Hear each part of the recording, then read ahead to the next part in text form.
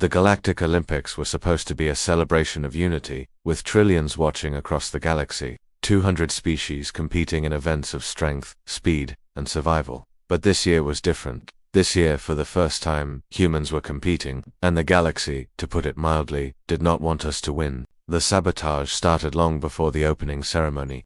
Training environments were suddenly adjusted to favor species with 8 legs. Obstacle courses began vibrating at frequencies known to disrupt human balance.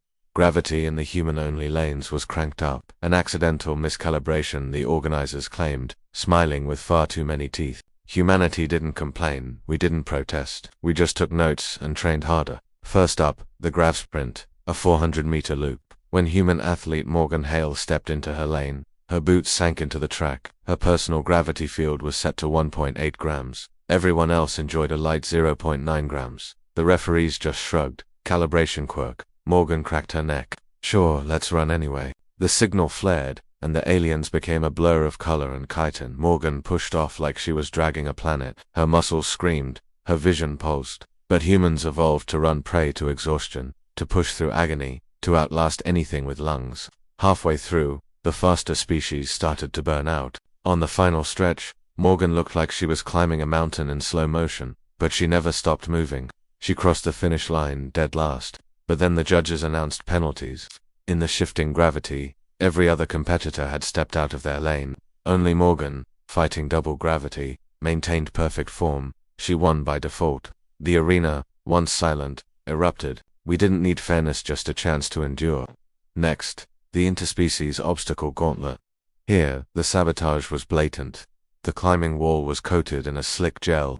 The swimming lane was near freezing. Tunnels were filled with ultrasonic noise specifically to disorient human ears. Perfect conditions, if you weren't from Earth. Human competitor Leo Santos saw the setup and just grinned. Feels like high school pay, but with more OSHA violations. Aliens adapted to the cold jumped right in, but Leo knifed through the water like it was the Atlantic in winter. In the ultrasonic tunnels, aliens with echolocation dashed through. Leo just popped in some earplugs. Simple, stupidly effective. Finally, the gel-coated wall. Aliens scaled it with claws and suction pads.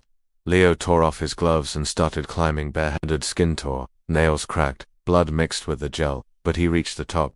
He wasn't stronger or faster, but his pain tolerance was off the charts. Leo took gold after the first-place finisher was disqualified for using unregulated biological adhesives. Then came the strategy trial, the one they were sure we'd lose. A 4D holographic war simulation puzzle. They even made the human display flicker to disrupt concentration. Our representative Amina Clark sat down, cracked her knuckles and said, "I used to play Tetris on a broken school computer. Let's dance." The aliens moved with calculated precision, but when the simulation threw in random wormholes, their perfect strategies collapsed. All except Amina's. Humans don't break when the rules change, we just change faster. She solved it with 7 seconds to spare. The final event, the endurance marathon, humanity's domain. But of course, they rigged it. The climate shifted every kilometer. Desert heat, Arctic cold, toxic fog. Our runner, Noah Irons, just kept jogging. Heat, humans sweat better than any species. Cold, he grew up in Michigan. Toxic fog, he was an ex-firefighter. He held his breath and powered through. One by one, the other athletes dropped out from heat stroke, frost shock, or respiratory failure. Noah just kept going, steady and stubborn like humans have since the beginning of time. He crossed the finish line completely alone. Gold. The Galactic Council was furious. The games were meant to prove human inferiority. Instead, they showcased exactly why we survived extinction-level events long before we ever reached for the stars. At the award ceremony, the human anthem echoed through the stadium. Morgan, Leo, Amina, and Noah stood on the podium. The galaxy learned a simple, terrifying truth that day. You can rig the game.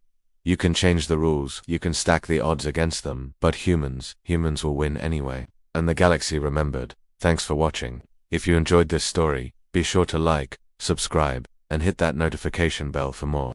See you next time.